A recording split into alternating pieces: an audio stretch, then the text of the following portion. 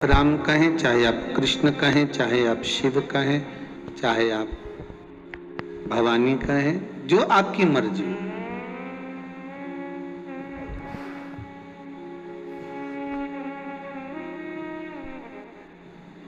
मात्र एक मंत्र जाप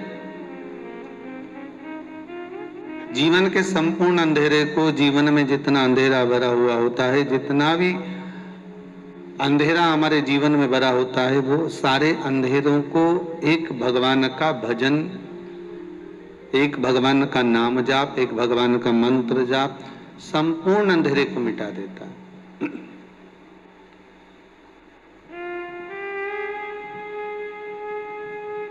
मानव का शरीर है, सुख और दुख तो चलना ही है, ये कभी समाप्त नहीं हो सकता।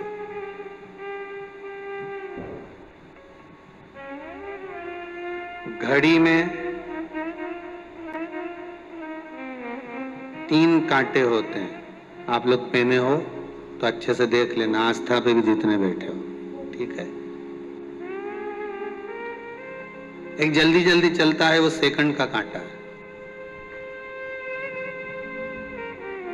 एक उससे धीमा चलता है, वो मिनट का कांटा है। और एक बिल्कुल ही आराम से, दिखता ही नहीं कि कब खसक रहा है।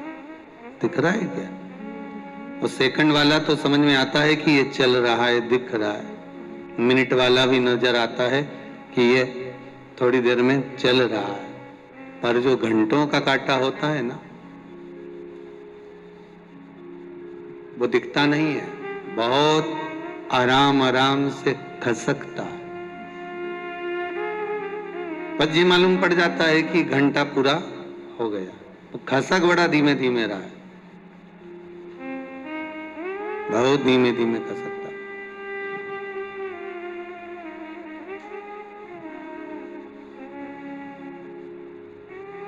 एक सेकंड का है, रफ्तार में चल रहा है। तन, मन और धन, ये 3 कांटे हैं हमारे जीवन में भी। सबसे रफ्तार में चलने वाला मन का कांटा है। काय का कांटा है? मन का। मन का कांटा इतना रफ्तार में चलता है कि बैठा यहां है, पहुंच तुरंत जाता है।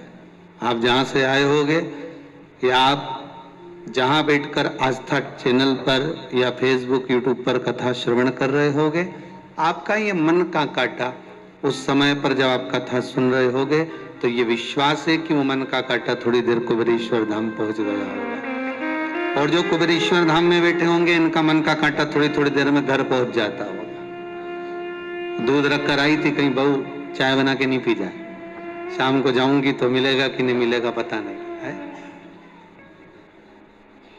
ये मन का कांटा है, बहुत तीव्र दौड़ता है। और इतना तीव्र दौड़ता है कि इस मन के कांटे को साधना कठिन हो जाता है।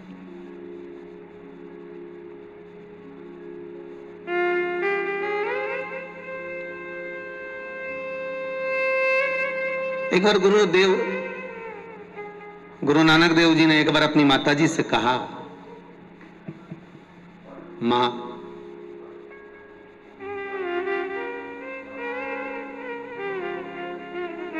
तो मुझे कहती है कि एक जगह पर स्थिर क्यों नहीं बैठता, एक जगह शांत क्यों नहीं बैठता।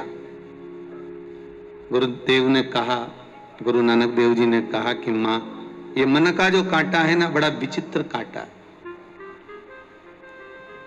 मन बड़ा चंचल है, कैसे तेरा भजन करूं, जितना इसे समझाऊं उतना ही मचल जाता है।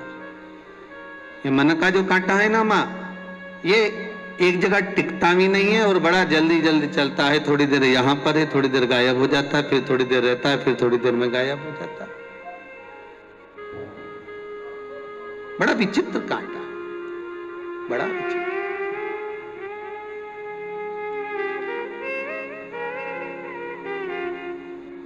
और एक दूसरे नंबर पर है जो तन का कांटा है, वो मिनट वाला, वो भी चलता है पर थोड़ा स्लो स्लो चलता है।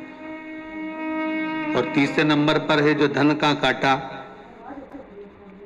वो दिखता ही नहीं है खसकता हुआ। धन घर में कितना ही आ जाए दिखता ही नहीं है।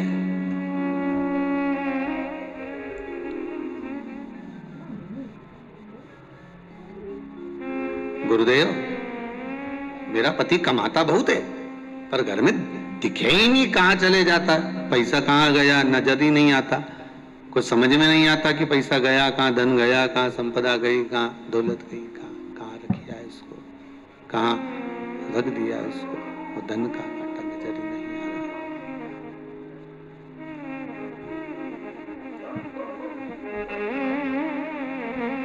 महाराज शिव महापुराण की कथा कह रही है,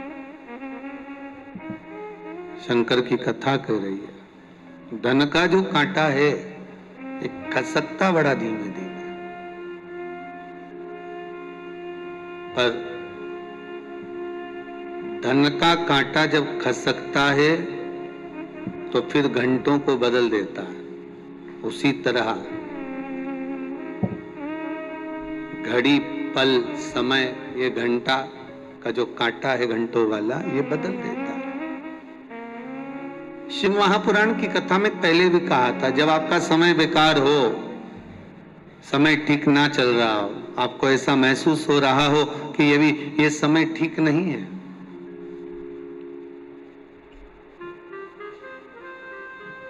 उस समय पर दो कार्य जरूर करिएगा।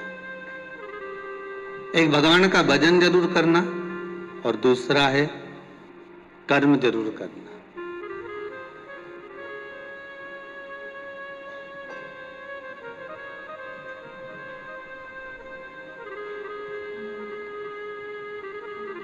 किसी व्यक्ति ने पूछा है, गुरुजी मनुष्य बेरोजगार है और कितना बेरोजगार है, इसको कैसे पता है लगाया जाए। मनुष्य बेरोजगार है और बहुत ज्यादा बेरोजगार है, इसका पता कैसे लगाएंगे?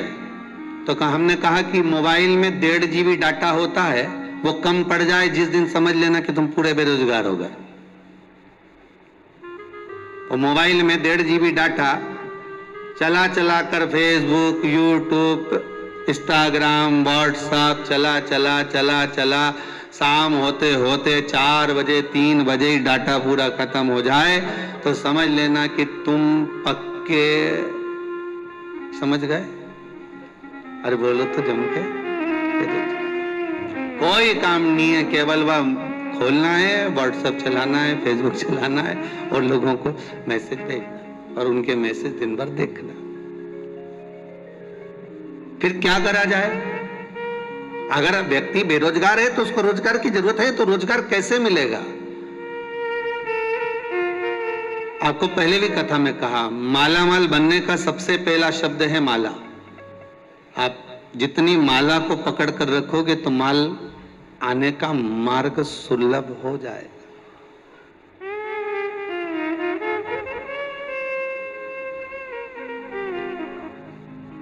भगवान का भजन, स्मरण, राम नाम, कृष्ण नाम, शिव नाम, भक्ति, भगवान की अविरल भक्ति का गुणगान जब आप करते जाएंगे, भजन करते जाएंगे, स्मरण करते जाएंगे, शिव नाम का जाप करते जाएंगे, तो जैसे मोबाइल में डाटा खत्म हो रहा है तो आपको लोग बेरोजगार कह सकते हैं, पर राम नाम और कृष्ण नाम को जितना जपोगे, शिव नाम को जितना जपोगे, भगवान की भक्ति में जितना रमोगे, ये डाटा भले खत्म हो जाएगा आपका मोबाइल का और आपको दूसरा डलाना पड़ जाएगा, पर भगवान की भक्ति के स्मरण में जिस समय पर आप डूब गए, भगवत भजन में जिस समय डूब गए, डाटा खत्म नहीं होता, भगवान की भक्ति का डाटा बढ़ता चले जाता है और आपको सुख प्रदान करते चले जाता है। वो डाटा बढ़ रहा है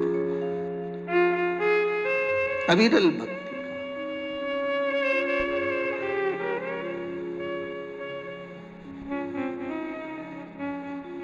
भगवान की अविरल भक्ति का डाटा।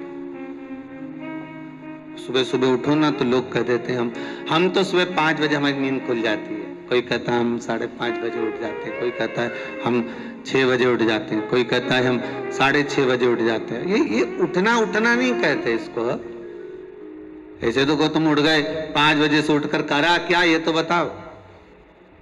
बस उठे और गए, योगा वोगा करा, थोड़ा बहुत घूम लिए फिर लिए, इधर पहुंच गए उधर पहुंच गए, चाय पी लिया नाश्ता कर लिया। इसको उठना नहीं कहते। उठना किसको कहते हैं? अगर आप 5 बजे से उठे हो ना, तो आपने भगवान का भजन कितना करा है, आपने मंत्र जाप कितना करा है, आपने स्मरण कितना करा है, आपने नाम जाप कितना करा है, आप भगवान की भक्ति में कितना डूबे हो, आप भगवान के स्मरण में कितना डूबे हो। उठना उसे कहते हैं जो भगवान की भक्ति में उठकर भगवत स्मरण में डूब गया, उसको उठना कहा। मालूम पड़े कि आप उठ तो 5 बजे के गए हो, 4 बजे के गए हो, पर वही कर्म में फिर वही मोबाइल हाथ में लेकर बैठ गए, वही अपने कर्म। या तो आपने मोबाइल हाथ में लिया है तो कहीं भगवान की भक्ति करो, या भगवान का भजन सुन लो, या कहीं कथा सत्संग स्मरण कर लो, तो आपका उठना श्रेष्ठ है।